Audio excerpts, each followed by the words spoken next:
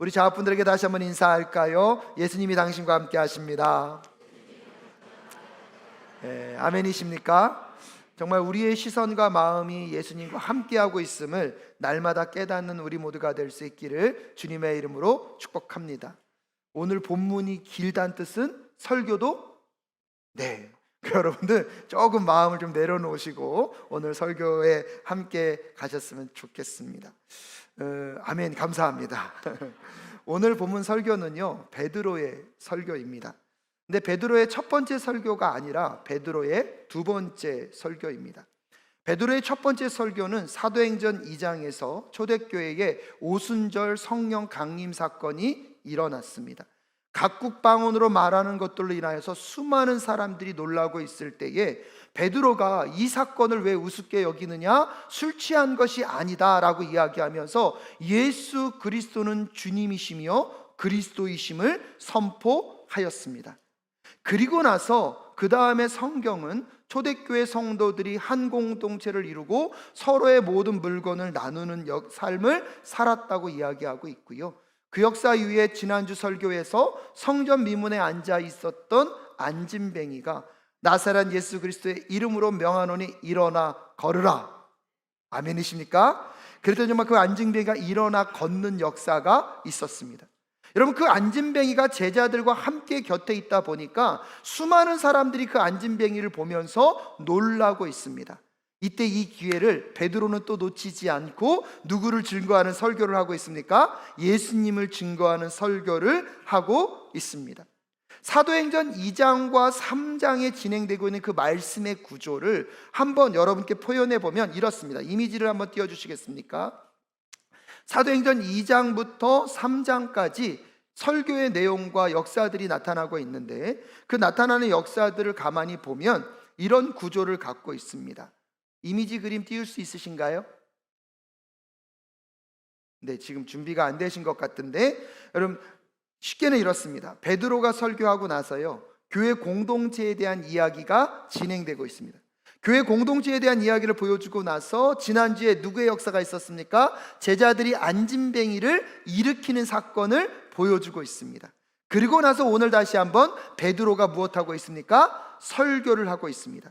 그래서 구조가 어떻게 되어 있냐면, 설교가 선포되고 나서 공동체의 모습을 보여주고, 이 예수님의 제자들이 기적을 나타내는 장면을 보여주고, 그 다음에 베드로가 뭐하고 있습니까? 설교하고 있습니다. 즉 초대교회의 모습을 베드로의 설교가 뭐하고 있습니까? 감싸 안고 있습니다. 이런 구조는 오늘 우리에게 무엇을 말해주고 있습니까? 초대교회의 모습들은요, 교회에서 예수 그리스도를 향한 말씀이 선포되는 것과 동시에 그 말씀을 삶으로 보여주는 역사들이 있었다는 것입니다. 무엇보다도 교회는요, 말로 그리스도를 선포함과 동시에 삶으로 그리스도를 나타내야 한다는 것을 오늘 이 성경의 구조는 우리에게 보여주고 있는 것입니다.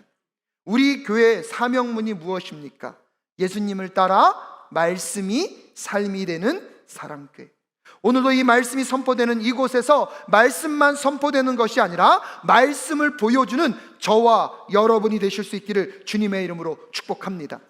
그리스도인이라면 말로만 그리스도인이라고 말하는 것이 아니라 우리의 삶을 통하여서 그리스도임을 보여줄 수 있기를 주님의 이름으로 축복합니다. 우리 사랑교회가 예수 그리스도가 주님이시며 그리스도이심을 선포함과 동시에 그 예수 그리스도를 보여주는 교회가 될 수 있기를 간절히 소원합니다. 그래서 베드로의 설교에서도요, 끊임없이 누구께 집중하고 있냐면 예수 그리스도께 베드로의 설교는 집중되어지고 있습니다. 태어날 때부터 안진뱅이로 살았던 사람이 고침을 받았습니다. 무엇보다도 금과 은이 아니라 나사렛 예수 그리스도의 이름으로 명하노니 일어나 걸으라고 말하는 그 명령 앞에 이 안진뱅이가 믿음으로 반응하니까 그의 발목과 발에 무엇이 들어왔다고요? 힘이 들어왔다고요. 근데 여러분, 발목과 발에 힘이 들어올 때에 한 군데서도 더 힘이 느껴졌을 거예요. 왜냐하면 안진뱅이의 오른손을요, 누가 잡고 있습니까? 제자들이 잡고 일으키고 있거든요. 이 안진뱅이는 태어날 때부터 안진뱅이였기 때문에 한 번도 발목에 힘이 들어온 적이 없습니다. 근데 오늘 태어나서 처음으로 발목에 뭐가 들어오고 있습니까? 힘이 들어오고 있습니다. 근데 여러분 한번 상상해 보십시오. 발목에도 힘이 들어오고 있는데 이 손은 누가 잡아주고 있습니까? 제자들이 잡아주고 있어요. 제가 오늘 본문을 묵상하다 보니까 발목에 힘이 들어오는 것도 이 안진뱅이를 감동시켰겠지만, 이 역사가 일어나기 위해서 제자들이 누구의 손목을 잡고 있습니까? 안진뱅이의 손목을 이렇게 잡았을까요? 꽉 잡았을까요? 여러분 이거 상상이 되시면 발목에도 힘이 느껴지고 있는데 뭐에도 힘이 느껴지고 있습니까? 손목에도. 처음 경험보는 이 힘의 역사 속에서 안진뱅이도 그런 결단을 한 것 같아요. 나도 이제 이들이 내 손을 잡아주었으니 나도 누구를 따라가겠다? 이들을 따라가겠다. 이들이 붙잡았던 그 예수를 나도 붙잡겠다라고 결단했던 것 같습니다. 그래서 오늘 11절 말씀 여러분 함께 읽겠습니다. 시작. 그 사람이 베드로와 요한 곁에 머물러 있는데 사람들이 모두 크게 놀라서 솔로몬 행각이라고 하는 곳으로 달려와서 그들에게 모여들었다라고 이야기하고 있습니다. 그래서 이 안진뱅이도 이 제자들과 함께 다니면서 누구를 따라가는 삶이요? 예수 그리스도를 따라가는 삶을 결단했던 것 같습니다. 그런데 여러분 이 장면 속에서 사람들이 놀라고 있는데 이 사람들의 시선은요 어디에 고정되어 있을까요? 안진뱅이와 그 기적을 일으킨 제자에게 고정되어 있었던 것 같습니다. 이 장면은 놀라운 역사이기도 하지만 제자들에게는요 한 가지 위기의 장면이기도 합니다. 왜인지 12절 말씀을 함께 읽겠습니다. 시작. 베드로가 그 사람들을 보고 그들에게 말하였다. 이스라엘 동포 여러분, 어찌하여 이 일을 이상하게 여깁니까? 또 어찌하여 여러분은 우리가 우리의 능력이나 경건으로 이 사람을 걷게 하기나 한 것처럼 우리를 바라봅니까? 라고 이야기하면서 이 사람들의 시선이 안진뱅이와 여러분 제자들에게 집중되고 있으니까 베드로가 얘기하는 거예요. 왜 우리를 주목하냐는 거예요. 우리는 주목받을 대상이 아니라 이 모든 사건들을 통하여서 여러분들도 누구를 봐야 한다는 것입니까? 예수님을 바라봐야 한다는 것입니다. 하지만 여러분 하나님의 능력과 권능이 나타날 때에 우리 안에 어떤 유혹이 있는지 아십니까? 그 하나님의 영광이 나타날 때에 그 영광에 편승해서 누구도 높아지기를요? 나 자신도 높아지기를. 여러분 우리가 하나님의 일을 감당할 때에 여러분의 이름이 드러나고자 하는 그 유혹과 싸우실 수 있기를 주님의 이름으로 축복합니다. 하나님의 영광과 하나님을 높인다고 그 일을 감당하면서 하나님도 높이지만 은근히 누구도 높아지고 싶어요? 나도 높아지고 싶어요. 하나님의 이름이 널리 전파되는 것이 너무나 감사하지만 은근히 누구의 이름도 전파됐으면 좋겠어요? 나의 이름도 전파됐으면 좋겠다는. 여러분 오늘 이 제자들은요 이 위기 가운데 여러분 넘어가지 않고 있습니다. 여전히 그들의 시선 속에는 자기 자신이 아니라 누구만이 남기를요? 예수 그리스도만이 남기를 이 베드로는 고백하고 있는 것입니다. 사랑하는 여러분, 목회자인 저도 여러분이 누구를 바라볼 수 있도록요? 하나님을 바라볼 수 있도록 가리키는 손가락에 불과합니다. 그러면 여러분 제가 손가락을 가리킬 때에 여러분 어디를 봐야 합니까? 제가 아무리 잘생겼더라도 저를 보시면 안 돼요. 저를 보시면 안 돼요. 어디를 보셔야 된다고요? 근데 똑같습니다. 목회자뿐만 아니라 여러분도요 여러분의 삶을 통하여서 세상 사람들이 누구를 볼 수 있도록요 예수님과 하나님을 볼 수 있도록 가리키는 손가락임을 잊지 않은 우리 모두가 될 수 있기를 주님의 이름으로 축복합니다. 근데 어느 순간 내가 드러나고 싶고 내가 인정받고 싶고 내가 높음을 받는 그 순간 여러분 하나님의 모습은 없고 우리만의 모습이 남게 될 때 거기서는 하나님의 능력이 온전해질 수 없습니다. 그래서 여러분 베드로도요 지금 나를 보지 말고 누구를 보라고요? 예수님을 보라고. 근데 나를 보지 말라는 말은 간단하게 하고요 그 다음에 바로 예수님이 누구신지를 증거하고 있습니다. 왜냐하면 여러분 조지 레이코프라는 사람이 코끼리는 생각하지 마라는 책을 썼습니다. 이 책은 정치학적으로 이 세상의 프레임이 어떻게 만들어지는지에 대한 인지 언어학을 통하여서 풀어낸 거예요. 예를 들면 이런 거예요. 코끼리를 생각하지 마십시오. 코끼리를 생각하지 마십시오. 그러면 코끼리를 생각하지 않을까요? 코끼리를 더 많이 생각할까요? 여기서 말하는 건 뭐냐면 어떤 부정적인 것들을 계속 언급하면서 우리도 모르게 우리의 내재적인 잠재적인 것에 무엇을 더 많이 떠올린다는 것입니까? 부정적인 것을 더 많이 떠올린다는 거예요. 그래서 원하지 않고 옳지 않다고 생각하는데 그것을 자꾸 듣다 보면 그것이 우리 안에 프레임으로 딱 자리한다는 거예요. 이 프레임이 딱 자리하고 나면 모든 것들이요 이성적으로 생각하는 것이 아니라 어떤 틀 안에서 생각하게 되는 것이에요? 이 프레임 안에서 생각한다는 거예요. 그래서 그 책은요 이 프레임을 우리가 어떻게 극복해야 되는지, 프레임에 대한 것들을 이해할 수 있도록 돕는 많은 지혜를 주고 있는 책이기도 합니다. 그래서 오늘 베드로도요 끊임없이 자기에 대한 이야기는 최소한으로 줄이고 다시 그의 이야기의 주제를 누구께로 가고 있습니까? 예수 그리스도께로 옮겨가고 있습니다. 그래서 이 모든 사건을 왜 우리를 보냐? 우리를 보지 말고 누구를 바라보아라? 예수를 보라고 이야기하고 있습니다. C.S. 루이스는요 겸손은 자신을 하찮게 여기는 것이 아니라 자신에 대한 생각을 줄이는 것이라고 이야기합니다. 다시 한번 말씀드리겠습니다. C.S. 루이스는 겸손은 자신을 하찮게 여기는 것이 아니라 자신에 대한 생각을 무엇하라고요? 줄이는 것이라고요. 그런 점에서 보면 여러분, 겸손은요 나의 생각을 줄이고 예수님에 대한 생각을 많이 하는 것인 줄로 믿습니다. 겸손은요 자신에 대한 자랑은 줄이고 하나님에 대한 자랑이 늘어나는 것인 줄로 믿습니다. 겸손은요 내 소원은 줄어들고 하나님의 뜻을 더 많이 인정하는 것임을 깨닫는 이 시간 되실 수 있기를 주님의 이름으로 축복합니다. 그래서 베드로는 예수님에 대한 중심성으로 옮겨가면서 첫 번째로 예수님은 고난받은 종이며 생명의 근원이 되신다고 우리에게 소개하고 있습니다. 13절 말씀에 보니까요 아브라함의 하나님과 이삭의 하나님과 야곱의 하나님 곧 우리 조상의 하나님께서 자기의 종 예수를 영광스럽게 하셨다라고 이야기하면서 이 예수가 누구의 종으로 오셨다고요? 하나님의 종으로 오셨다는 거예요. 근데 이 하나님의 종으로 오신 이 예수는 또한 어떤 분인 줄 아십니까? 15절 말씀에 보면 그래서 여러분은 생명의 근원이 되시는 주님을 죽였다라고 소개하면서 이분은 생명의 근원이 되시는 분이라는 것입니다. 이 생명의 근원이 되신다는 것은 이분이 창조자, 창시자라는 것을 의미하고 있습니다. 이 세상의 모든 생명에게 생명을 부여하신 분이 바로 이 예수 그리스도이시라는 거예요. 그러면 이걸 무엇을 의미합니까? 죄로 인하여서 생명을 잃어버린 모든 사람들에게 생명을 공급해 줄 수 있는 분도 누구라는 것입니까? 이 예수 그리스도이시라는 것입니다. 그래서 오늘 베드로는요 이 예수 그리스도가 하나님의 종으로 이 땅 가운데 오셨고 그분은 모든 생명의 근원 되시는 주님이심을 먼저 밝히고 있습니다. 그런데 회중들에게 이 하나님의 종이며 생명의 근원 되신 그 주님을 당신들이 어떻게 했는지를 아느냐고 이렇게 직접적으로 이야기하고 있습니다.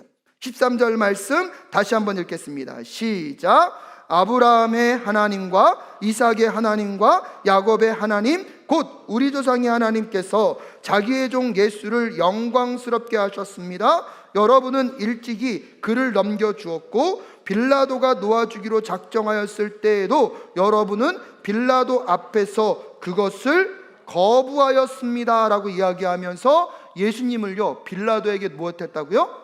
넘겨주었다는 거예요. 넘겨주었을 뿐만 아니라 14절 말씀에 보면 함께 읽겠습니다. 시작. 여러분은 그 거룩하고 의로우신 분을 거절하고 살인자를 놓아달라고 청하였다는 거예요. 이 빌라도에게 예수님을 넘겨줬는데 빌라도가 예수님과 신문을 해보니까 이 예수는 죽일 만한 죄가 있습니까? 없습니까? 없었어요. 놓아주려고 하니까 이 사람들이 거절합니다. 유대인들의 명절에 따라서 그 당시의 문화관습에 따라서 1년에 한 번씩 아무리 중한죄를 졌더라도 놓아줄 수 있는 권한이 빌라도에게 있었습니다. 빌라도는요 누구를 놓아주고 싶었습니까? 예수를 놓아주고 싶었습니다. 그런데 그 무리들의 폭동이 염려되어서 그들에게 선택권을 줍니다. 살인자 누구죠? 갑자기 떠오르지가 않나요? 바나바를 놓아줄 것인지 아니면 예수를 놓아줄 것인지 너희들이 선택하라 그랬을 때 오늘 회중들은요 예수를 선택한 것이 아니라 누구를 선택합니까? 바나바를 선택하고 있습니다. 그러면서 예수님을 거절해왔다는 것입니다. 궁극적으로 그들은 어떻게 하였습니까? 15절에 보면 그래서 여러분은 생명의 근원이 되시는 주님을 무엇했습니까? 죽였다는 거예요. 오늘 이 베드로가 설교할 때요, 여러분 13절에서는 넘겨주었다, 14절에서는 거절하였다, 그리고 15절에서는 어떻게 했다고요? 죽였다. 단어의 강도가요 점점점 어떻게 되고 있습니까? 세지고 있습니다. 상승적인 그 구조를 가지고 가면서 결론적으로 너희들이 하나님의 종이시며 모든 생명의 창조자 되시고 근원 되시는 그 예수를 너희들이 어떻게 했다는 것입니까? 죽였다는 것입니다. 여러분, 우리는요 예수 그리스도가 이 땅 가운데 왜 오셨는지를 알고 있습니다. 이 세상은 죄로 인하여서 하나님과의 관계가 깨어졌고 그 죄로 인하여서 우리는 영원한 저주와 형벌에 놓여 있는 존재들입니다. 하나님과의 관계가 깨어짐으로 영원한 생명을 잃어버린 죽어있는 존재들입니다. 그 죽은 존재들에게 생명을 주시기 위하여서 이 땅 가운데 생명의 창시자이고 모든 것의 창조자이신 예수님께서 인간의 몸을 입고 이 땅 가운데 오셨습니다. 근데 정작 그들은요 그 예수를 십자가에 못 박아 무엇했다는 것입니까? 죽였다는 것입니다. 하지만 여러분 기억하셔야 합니다. 15절에 보면 하나님은 그를 어떻게 하셨습니까? 15절 말씀 함께 읽겠습니다. 시작. 그래서 여러분은 생명의 근원 되시는 주님을 죽였습니다. 그러나 하나님께서는 그를 죽은 사람들 가운데서 살리셨습니다. 우리는 이 일의 증인입니다 라고 이야기하면서 그는 십자가에 달려 죽었지만 하나님은 그를 무엇하셨습니까? 살리셨습니다. 왜냐하면 여러분 14절에 보면 그는 어떤 분로 묘사되고 있습니까? 거룩하고 의로운 분. 죄 때문에 죽은 것이 아니기 때문에 그분은 죽음에 놓여 있을 이유가 없습니다. 그래서 하나님은 그 죽음으로부터 예수 그리스도를 살리셔서 부활케 하셨습니다. 할렐루야. 그 부활하신 예수 그리스도를 지금 우리 제자들은 다 보았고 이곳에 있는 사람들도 그 예수님의 부활을 경험했다는 것입니다.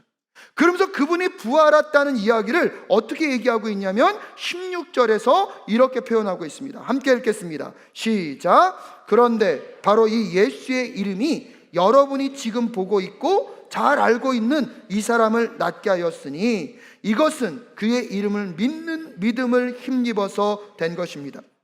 예수로 말미암은 그 믿음이 이 사람을 여러분 앞에서 이렇게 완전히 성하게 한 것입니다 라고 이야기하면서 그 예수를 너희들이 죽였지만 하나님은 그 예수를 부활케 하셨고 그 부활의 증인으로 우리가 여기가 서 있다.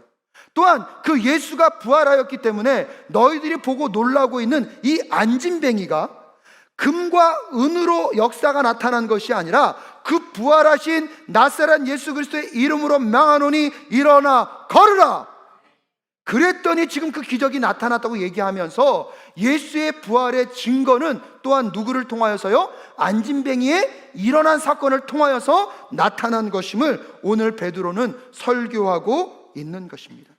그래서 베드로가 다시 말하는 것은 이 안진뱅이가 오늘 이 역사 가운데 있었던 것은 은과 금이 아니라 너희들이 십자가에 못 박아 죽인 그 예수 그리스도가 부활하였기 때문에 그 부활하신 예수, 죽음의 사망의 권세도 이기신 그 예수의 이름의 권세가 너희들에게는 절대로 불가능할 것 같았던 이 안진뱅이가 나면서부터 안진뱅이 된 이 영혼이 나사렛 예수 그리스도의 이름으로 일어나 걷게 되었다는 사실을 증거하고 있습니다. 그러면서 오늘 본문 말씀에 보면 이 안진뱅이가 일어나 걸으라고 하는 그 명령에 무엇으로 반응하였다는 것입니까? 믿음으로 반응하였다는 것입니다. 사랑하는 여러분, 오늘 예수 그리스도가 하나님의 종으로 이 땅 가운데 오셨음을, 그분은 생명의 창시자이며 온 인류의 구원자이심과 동시에 창조자이심을 믿음으로 받아들이는 은혜가 있을 수 있기를 주님의 이름으로 축복합니다.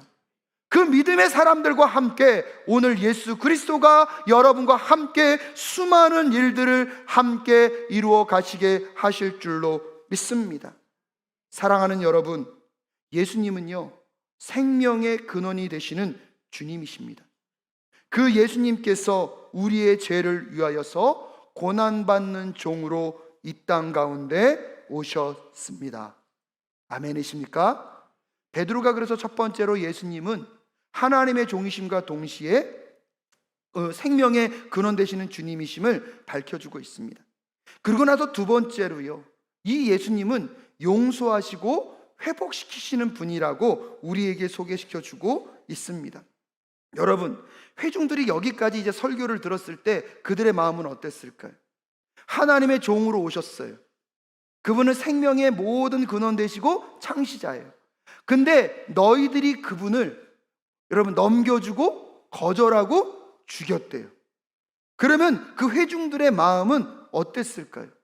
베드로의 설교를 들으면서 놀라거나 황당했을 거예요. 어떤 사람들은 나는 아니라고 이야기할 수도 있었을 것입니다. 아마 베드로는요, 그들의 마음을 잘 알았던 것 같습니다. 그래서 그들이 그들의 잘못으로부터 돌아설 수 있도록 그들 마음 가운데 공간을 만들어주고 있습니다. 17절 말씀 함께 읽겠습니다. 시작. 그런데 동포 여러분, 여러분은 여러분의 지도자들과 마찬가지로 무지해서 그렇게 행동했다는 것을 나는 알고 있습니다 라고 이야기하면서 베드로도 얘기해요. 여러분들도 몰라서 그랬을 것이다. 하지만 여러분 생각해 보셔야 합니다. 몰라서 죄를 지었다고 그 죄가 없어지는 것은 아닙니다. 죄에 대한 무게는 경감될 수 있지만 몰라서 죄를 지었던, 의도적으로 죄를 지었던 여러분 똑같이 죄의 문제는 해결받아야 하는 것인 줄로 믿습니다. 그래서 19절에서 베드로가 이렇게 얘기합니다. 함께 읽겠습니다. 시작. 그러므로 여러분은 회개하고 돌아와서 죄 씻음을 받으십시오. 여러분, 모르고 지었던, 알고 지었던 누구나 여러분 죄인임을 깨닫고 죄로부터 돌아서서 여러분 죄 씻음의 은혜가 임할 수 있기를 주님의 이름으로 축복합니다. 회개하고 돌아서야 합니다.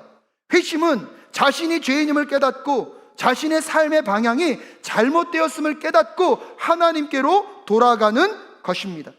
내가 주인된 삶을 살고 있는 이 땅의 삶이 잘못되었고 하나님이 주인된 삶, 하나님의 나라로 우리의 소속이 옮겨져야 함을 인정하고 소속을 옮기는 것입니다. 죄된 자신의 과거의 모습과 단절하고 의로운 하나님의 나라의 미래에 자신의 인생을 맡기는 것이 회개하고 돌아서는 것입니다. 세상적인 야망이 아닌 예수님이 원하는 삶으로 나아가는 것이 회개하고 돌아서는 회심입니다. 이 세상에서 먹고 사는 것에만 집중하는 것이 아니라 영원한 하나님의 나라를 위하여서 이 땅에 썩어지고 없어질 것을 팔아 사랑으로 영원한 것을 사며 사는 것, 영원한 것을 이 땅 가운데 구하며 사는 것, 여러분 그것이 회개하고 돌아서는 삶임을 꼭 기억하실 수 있기를 주님의 이름으로 축복합니다. 사랑하는 여러분, 오늘 다시 여러분께 간절하게 외치고 싶습니다. 죄인된 삶에서 돌아서십시오. 죄인된 삶에서 돌아서십시오. 의의 길로 나아가실 수 있기를 주님의 이름으로 축복합니다. 끝이 분명한 절망의 그 길, 끝이 분명한 그 심판의 그 길에서 돌아서셔서 생명의 길로 나아가십시오. 그 풍성한 길로 나아가십시오. 회개하고 돌아서는 자들에게만 그 은혜가 임하게 될 줄로 믿습니다. 회개하고 돌아서는 그 자들에게 오늘 본문은 세 가지의 축복을 우리에게 약속하고 있습니다. 첫 번째는 죄사함의 은혜가 우리에게 임한다는 것입니다. 비록 알고 그랬던 모르고 그랬던 하나님의 종이며 생명의 근원자이신 그분을 죽이는 죄를 범했다 할지라도 오늘 내 죄인임을 깨닫고 그분께로 돌아서기만 하면 하나님이 주홍과 같이 붉은 죄, 흰 눈과 같이 희게 하실 줄로 믿습니다. 이 문제를 해결하셨다면 여러분의 인생에 어떠한 죄악도 예수 그리스도 앞에서 해결되지 못할 죄는 없을 것입니다. 여러분이 생각하기도 힘든 그 죄악의 문제가 있으십니까? 오늘 여러분 예수님께 나아가 용서를 구하는 시간이 되실 수 있기를 간절히 소원합니다. 그럼 그 죄로부터 여러분 깨끗하게 씻음받는 죄사함의 은혜가 여러분에게 임하는 사건을 꼭 경험하실 줄로 믿습니다. 그리고 두 번째는요, 편히 쉴 때가 온다는 것입니다. 우리 20절 말씀 함께 읽겠습니다. 시작. 그러면 주님께로부터 편히 쉴 때가 올 것이며 주님께서는 여러분을 위해 미리 정하신 그리스도이신 예수를 보내실 것입니다 라고 이야기하고 있습니다. 20절에 주님께로부터 편히 쉴 때가 올 것이며, 그래서 이 편히 쉴 때가 올 것이면요, 여러 가지 번역에서는 다르게 번역하였습니다. 개역개정에서는 새롭게 되는, 70인역에서는요 숨쉬는 공간이 되는, 개역 한글이 저는 제일 마음에 들더라고요. 개역 한글은요 유쾌하게 되는 날, 상쾌하게 되는 날이라는 거예요. 유쾌, 상쾌, 통쾌, 어디서 많이 본 단어이긴 한데, 여러분, 우리가 이 땅은요 온전한 세상을 살아가는 것이 아니라 죄로 깨어진 세상을 살아가고 있습니다. 그러다 보니까 우리도 모르게요 무언가를 열심히 사는 것 같지만 진정한 쉼과 온전한 삶을 누리는 것은 아닙니다. 워낙 오래 살다 보니까 익숙해져서 그런 거지 이것이 우리에게 최선의 것은 아닙니다. 코로나가 힘들고 어렵긴 했지만 코로나를 거쳐가면서 여러분 모든 움직임이 멈춰지니까요, 제가요 한국에 오고 나서요 서울의 하늘이 그렇게 푸르른 것을 처음 알았어요. 그 전까지는 그 공기 그냥 맞고 살았는데요, 그 사이 동안에 공기가 많이 좋아졌더라고요. 이전에 당연했던 공기가 얼마나 맑아졌습니까? 우리가 단지 이 세상에 익숙해서 그런 것이죠. 여러분, 우리는 아직 최고의 때를 맞아들인 것은 아닙니다. 우리도 모르게 우리의 삶 속에서요 죄로 인하여서 눌려있기 때문에 무언가를 열심히 살지만 여전히 해결되지 않는 마음으로 살아갈 수 있습니다. 근데 놀라운 건 뭔지 아십니까? 예수님께 죄를 깨닫고 돌아서서 회개하게 되면 어떤 날이 온다고요? 상쾌하게 되는 날이 오게 되는 줄로 믿으실 수 있기를 주님의 이름으로 축복합니다. 군대 안 간 분들에게 너무 죄송하지만 옛날에 군대 가면 제일 힘든 게 화생방 훈련이거든요. 이렇게 방독면 쓰고 가가지고요 이거 방독면 벗으라 그래요. 그러면 여러분 구멍이라는 구멍에서는요 눈물 콧물이 다 나와요. 숨을요 못 쉬겠어요. 턱턱턱. 그러다가 조교가 이제 밖으로 나가 그러면 어떡할까요? 다 지살겠다고요 막 나가면요 조교가 그래요, 다시 정렬. 그러고 나서 나갈 때 어떻게 나가야 돼요? 순서대로 나가야 돼요. 나가서 오면 바깥에서 조교가요 얼굴 부비지 말고 바람 오는 방향으로 뭐라 하는 거예요?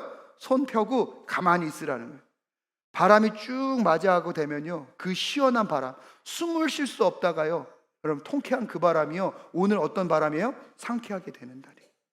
군대 안 간 분들에게는 이런 예화가 더 맞을 것 같아요.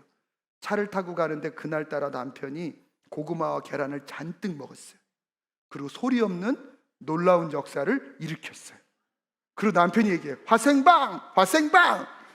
여러분 차 안에요 상상하세요. 어떤 냄새가. 그때 여러분 뭐 하죠? 뭐 내립니까? 창문 내리고 바깥에 뭐 하죠?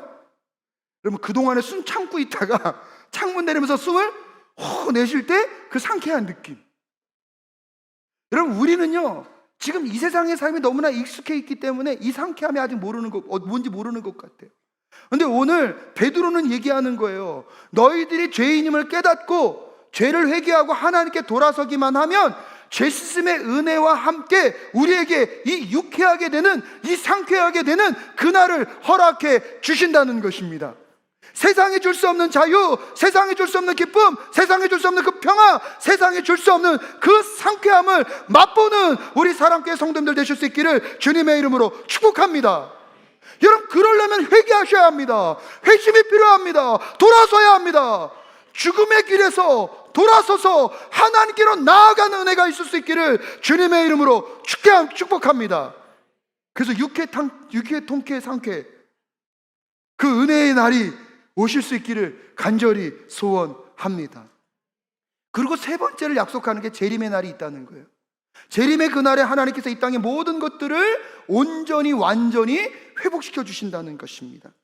이런 축복의 은혜를 임하게 하기를 베드로가 설교하면서 여러분 기억하십시오. 예수님은 우리의 죄를 사하시는 분이시며 우리를 회복시켜 주시는 분이라는 거예요.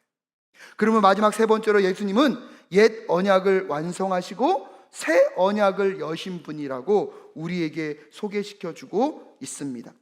성경은요 오랜 동안 이 예수 그리스도, 이 메시아가 이 땅 가운데 오실 것을 예언하셨습니다. 특별히 많은 사람들을 통하여서 예언하였는데 오늘 베드로는요 22절에서 한 사람을 대표적으로 불러오고 있습니다. 22절 말씀 함께 읽겠습니다. 시작. 모세는 말하기를 주 하나님께서 나를 세우신 것 같이 너희를 위하여 너희 동족 가운데서 한 예언자를 세워주실 것이다. 그가 너희에게 하는 말은 무엇이든지 다 들어라 라고 이야기하면서 22절은 신명기 18장 15절의 말씀을 갖고 와서 인용하고 있는 것입니다. 모세가 말하고 있습니다. 주 하나님께서 나를 세우신 것과 같이 너희를 위하여 너희 동족 가운데 한 예언자를 세우실 것이다. 이 한 예언자가 지금 모세는 누구를 말하고 있는 걸까요? 여호수아를 말하고 있는 거예요. 여기서는. 근데 여호수아를 말하면서 그 여호수아가 누구라고요? 예언자라고 표현하고 있는 것입니다. 근데 오늘 이 베드로가요, 이 예언자이며 이 여호수아를요, 오늘날 누구로 번역하고 있는 것입니까? 예수님으로 번역하고 있는 것입니다. 그럴 근거가 뭐냐면, 여러분, 이 여호수아가 히브리어인데요, 이 여호수아인 이 히브리어를 헬라어로 바꾸면 뭐로 바뀌는지 아십니까? 예수로 바뀌어요.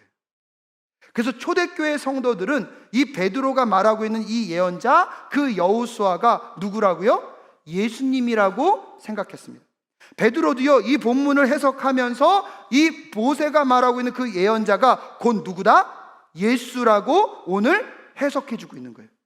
그러면서 신명기 18장 15절부터 19절까지의 말씀을 그대로 갖고 와서 23절 이런 경고도 함께 하고 있습니다. 함께 읽겠습니다. 시작. 누구든지 그 예언자의 말을 듣지 않는 사람은 백성 가운데서 망하여 없어질 것이다 하였습니다 라고 이야기하면서 그 예언자의 말을 듣는 자와 듣지 않는 자가 어떠한 결과를 맞이할 것인지도 분명히 설명해 두고 있습니다.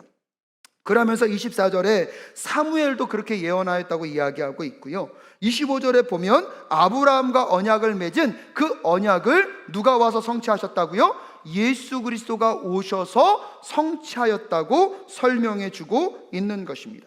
25절 말씀 한번 함께 읽어볼까요? 시작. 여러분은 예언자들의 자손이며 하나님께서 여러분의 조상들과 맺은 언약의 자손입니다. 하나님께서 아브라함에게 너의 자손으로 말미암아 땅 위의 모든 족속이 복을 받을 것이다 하고 말씀하셨다는, 즉 아브라함과 함께한 그 언약이 오늘 누구를 통하여서 성취되었다는 것입니까? 예수 그리스도를 통하여서 성취되었다는 거예요. 구약의 옛 언약의 성취자로 누가 오셨다는 것입니까? 예수 그리스도가 오셨고, 예수 그리스도가 오심으로 새 언약의 문을 여신 분도 예수 그리스도이시라는 거예요. 그러면서 여러분, 오늘 베드로가 말하고 있는 것은 구약에서는요, 수많은 예언자들이 메시아가 오실 것임을 구약에서 이야기했습니다. 근데 그 메시아가 누구이죠? 예수 그리스도이십니다. 그리고요, 신약에서는 그 메시아가 오셨는데 그 메시아가 누구라고 또 설명하고 있는 것입니까? 예수 그리스도라고 설명하고 있는 것입니다. 즉 오늘 성경은요, 온전히 누구에게 집중되고 있습니까? 예수 그리스도에게 집중되고 있습니다. 구약의 수많은 선지자가 메시아는 이런 분이라는 얘기를 쭉 나열했는데 그 모든 것들이 다 누구에게 성취된 거예요? 예수님께 성취된 거예요. 그러니까 이 예수는 구약에서 말하고 있었던 그 예언자가 맞다는 거예요. 근데 이 장면을 이야기하면서 제가 대학교 때 학교에는 이 채플이 있었거든요, 예배 시간에. 근데 한 목사님이 와서 그 설교를 하셨던 게 아직도 기억이 나요. 구약에서 말했던 그 예수 그리스도가 그 구약에서 말했던 걸 다 성취했는데 이 예수 그리스도가 그 메시아가 아닐 확률은 이 남한에다가요 10원짜리 동전을 다 깔으래요. 남한에다가. 그리고 그 높이를 어느 정도 쌓냐면 63빌딩만큼 쌓으래요. 그 동전 개수분의 1이래요. 아, 이해를 못 하셨군요. 1부도 감동이 없고 2부도 감동이 없네요. 저만 감동이 있네요. 구약에서 수많은 예언자들의 이야기가 있었고 그 모든 예언이 누구에게 성취되었다고요? 예수님이 다 성취되셨다는 거예요. 그러니까 그거를 각 비교해 보니까 이 예수가 구약에서 말했던 이 예언자가 아닐 확률은 한반도에 10원짜리 동전을 쫙 깔고 어디 높이까지 쌓으라고요? 63빌딩 높이까지 쌓은 그 동전 개수분의 1이라니까요. 이 뜻은요, 예수님이 예언자라는 거예요? 예언자가 아니라는 거예요? 예언자라는 거예요.